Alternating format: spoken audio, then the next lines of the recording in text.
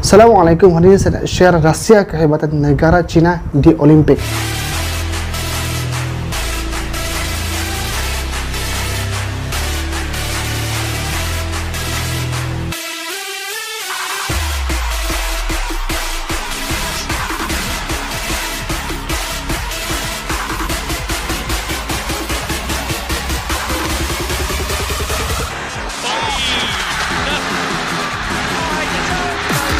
China dalam mana-mana acara sukan pasti akan mendapat pingat, kan? Sedangkan kita Malaysia nak dapat satu pingat pun sangatlah payah dan susah. Tapi tidak ada yang mustahil dan mungkin masa akan datang Malaysia boleh mendapatkannya. Baiklah, rahsia kehebatan China di Olimpik ini ialah latihan yang kuat. Waktu budak-budak lagi, waktu mereka masih berumur 7 tahun, macam Chen Long tu masuk sekolah pun pada umur 7 tahun. Dan atlet China yang lain, sebab China sedar dari segi fizikal mereka kurang kalau dibandingkan dengan negara barat. Jadi kena tingkatkan latihan, berlatih sehingga menitis air mata dan merasa kesakitan. China menyertai Olimpik sejak 1928 tapi tidak mendapat apa-apa pingat, sampai orang ejek China sebagai Sick Man of Asia, lembek, tak atletik. Selepas 1949, China pecah kepada dua, satu Republik China di Taiwan, satu lagi Republik Rakyat China Komunis yang berada di tanah besar China.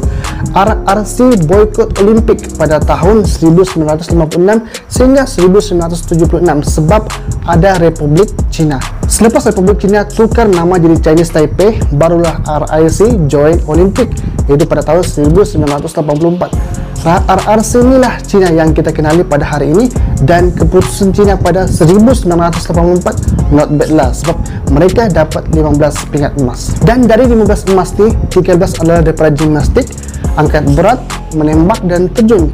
China sebelum 1984 memang mensasarkan acara-acaranya ini sebab acara-acara ini sesuai dengan fizikal mereka. Orang China kemudian ditambah lagi dengan pingpong dan badminton. Sebagaimana yang kita tahu sekarang, kita tengok sekarang ni, Lin dan Chen Long dan banyak lagi atlet-atlet China yang hebat-hebat dalam badminton. Bila dilatih kau dengan intensiti yang tinggi, maka China jadi dominan dalam sukan-sukan ini. Tahukah anda, atlet China dipilih sewaktu usia budak-budak dalam umur 6 ke 7 tahun.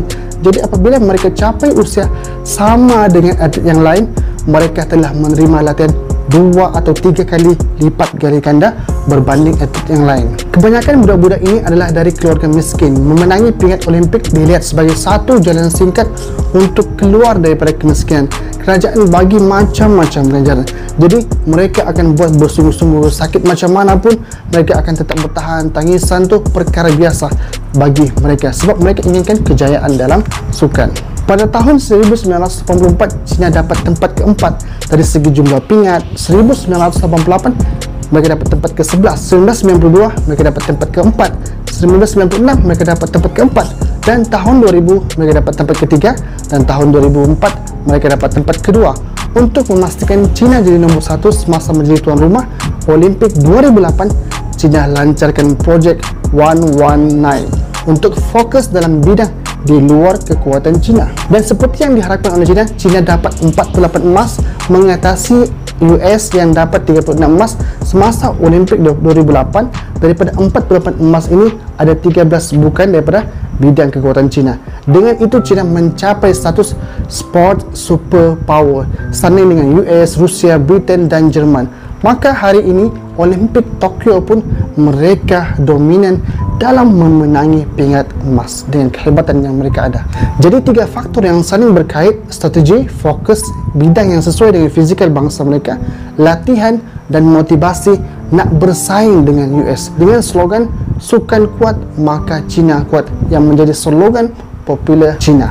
Cuma semakin kuat dan kaya China, semakin kurang keluarga yang sanggup hantar untuk jadi atlet sebab dah ada macam-macam pilihan kerjaya. Jadi China pun sedang cari cara baru untuk kekal cemerlang dalam sukan. Cara lama dah tidak sesuai dengan perubahan sosioekonomi. Tapi walau macam mana pun, tetap lagi orang-orang miskin tetap berjuang untuk masuk ke Olimpik. Contohnya adalah Huan Hongchan, seorang atlet terjun wanita daripada China ini telah menjadi tumpuan dunia setelah berjaya mendapat skor tepat 10 bagi 3 terjunan daripada sejumlah 5 terjun pada peringkat akhir 10 meter platform individu di Sukan Olimpik Tokyo 2020. Anak kepada pasangan petanding ini memasang impian untuk bertanding kali pertama di Olimpik. Biarpun masih kecil, azamnya itu membuahkan hasil setelah beliau berjaya memenangi pingat emas dalam acara terjun platform 10 meter platform individu di Olimpik Tokyo tahun 2020. Lebih mengharukan lagi apabila gadis cilik ini akan menggunakan hasil daripada kemenangan beliau itu untuk membiayai rawatan ibunya yang sakit.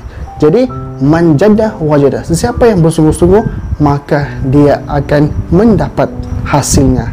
Wallahu alam. Assalamualaikum warahmatullahi wabarakatuh.